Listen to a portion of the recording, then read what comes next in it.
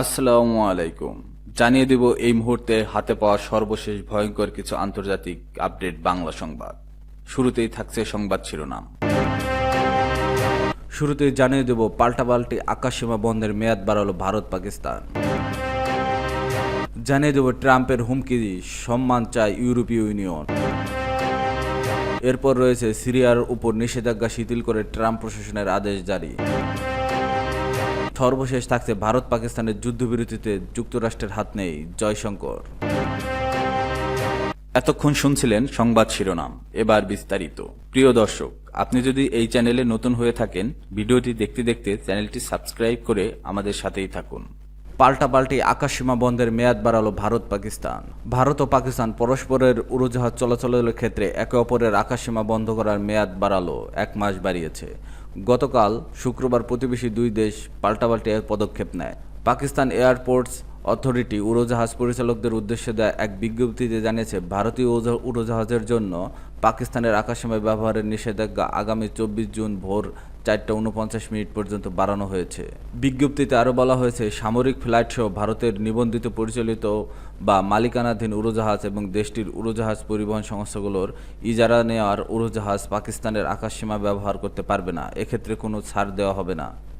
পিএএ বলেছে, এই নিষেধাজ্ঞা ভূমি থেকে শুরু করে সীমাহীন উচ্চতা পর্যন্ত প্রয়োজন হবে। নির্দেশনার আওতায় কোনো ভারতীয় উড়োজাহাজ পরিবহন সংস্থা বা নিয়ন্ত্রকের ফ্লাইট পাকিস্তানের আকাশসীমার প্রবেশ বা অতিক্রম করতে পারবে না। তবে অন্যান্য আন্তর্জাতিক উড়োজাহাজ পরিবহন সংস্থা এই নিষেধাজ্ঞার আওতায় পড়বে না। ভারত নিয়ন্ত্রিত কাশ্মীরের পেহেলগাম হামলার ঘটনার পর গত মাসে ভারত ও পাকিস্তান প্রথমবারের মতো একে অপরের আকাশসীমায় নিষেধাজ্ঞা আরোপ করে। ট্রাম্পের হুমকি, সম্মান চায় ইউরোপীয় ইউনিয়ন। ইউরোপীয় ইউনিয়ন থেকে যুক্তরাষ্ট্রের আমদানিকৃত সব পণ্যের উপর 50% হারে শুল্ক আরোপিত হুমকি দিয়েছে মার্কিন প্রেসিডেন্ট ডোনাল্ড ট্রাম্প। তার এমন হুমকির পরেই ইউ বাণিজ্য প্রধান বলেছেন, 27 সদস্যের এই সংস্থাটি যুক্তরাষ্ট্রের সঙ্গে একটি বাণিজ্য চুক্তি করতে অঙ্গীকারবদ্ধ, তবে তার ভিত্তি হবে সম্মান, হুমকি নয়। এদিকে শুল্ক ইস্যুতে কঠোর অবস্থান নেওয়া ট্রাম্প বলেছেন, যুক্তরাষ্ট্রের তৈরি হয়নি এমন সব আইফোনে 25% আমদানি শুল্ক আরোপ করা হবে। পরবর্তীতে তিনি সব স্মার্টফোনের ক্ষেত্রে এই শুল্ক প্রযোজ্য বলে জানান। যার জবাবে ইউ ট্রেড কমিশনার মার্সোস সেফকোভিচ বলেন, উভয় পক্ষের জন্য কার্যকর একটি চুক্তি করতে ইউ পুরোপুরি অঙ্গীকারবদ্ধ। এর আগে তিনি যুক্তরাষ্ট্রের বাণিজ্য প্রতিনিধি জেসমিন গ্রির ও বাণিজ্য সচিব হাওয়ার্ড লুটকিন এর সঙ্গে সাক্ষাৎ করেন।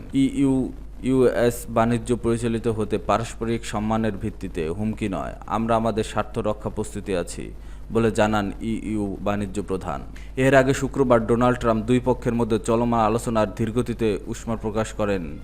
তিনি বলেছেন, তার পরিকল্পনা হলো 1 জুন থেকে শুল্ক কার্যকর করা। সামাজিক মাধ্যম সোশ্যাল ট্রুথে ট্রাম্প লিখেছেন, তাদের সঙ্গে আমাদের আলোচনা কোনো দিক অগ্রসর হচ্ছে না। গত মাসে ট্রাম্প ইইউ এর অধিকাংশ পণ্যের উপর 20% শুল্ক আরোপ করেন, তবে পরে আলোচনার জন্য সময় দিতে এর অর্ধেক 8 জুলাই পর্যন্ত স্থগিত করে 10% বহাল রাখেন। ডোনাল্ড ট্রাম্প বলেন, যুক্তরাষ্ট্রের তৈরি হওয়া বা নির্মিত পণ্যের উপর কোনো শুল্ক থাকবে না।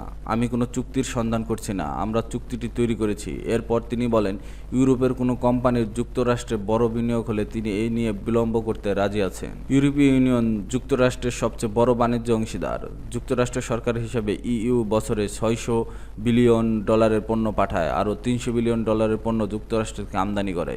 ট্রাম্পের হুমকির প্রতিক্রিয়ায় ইউরোপের সরকারগুলো সতর্ক করে বলেছে, উচ্চ হারে শুল্ক আরোপ হলে তাতে উভয় পক্ষই ক্ষতিগ্রস্ত হতে পারে। সিরিয়ার উপর নিষেধাজ্ঞা শিথিল করে ট্রাম্প প্রশাসনের আদেশ জারি।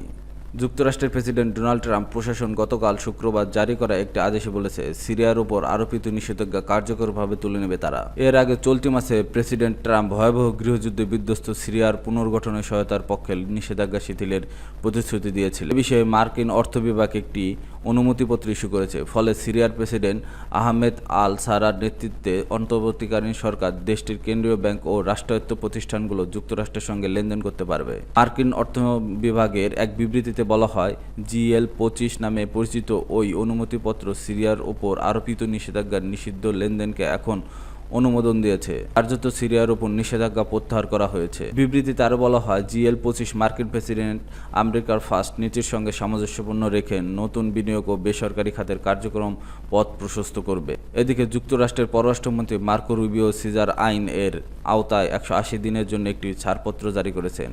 এই উদ্দেশ্যে মার্কিন নিষেধাজ্ঞা যাতে সিরিয়ার বিনিয়োগ বাধা না হয় এবং দেশটির বিদ্যুৎ, জ্বালানি, পানি ও স্যানিটেশন পরিষেবা দেশের পাশাপাশি মানবিক প্রচেষ্টাকেও সহায়তা করা যায়। এক বিবৃতিতে এসব কথা জানান তিনি। আজকের পদক্ষেপগুলো সিরিয়া ও যুক্তরাষ্ট্রের মধ্যে নতুন সম্পর্ক গড়ে তোলার ক্ষেত্রে প্রেসিডেন্টের দৃষ্টিভঙ্গি বাস্তবায়নের প্রথম ধাপ। ট্রাম্প স্পষ্টভাবে জানিয়েছেন, নিষেধাজ্ঞা শিথিলের পর সিরিয়া সরকারের কাছ থেকে প্রত্যাশিত পদক্ষেপ দেখতে চান তিনি।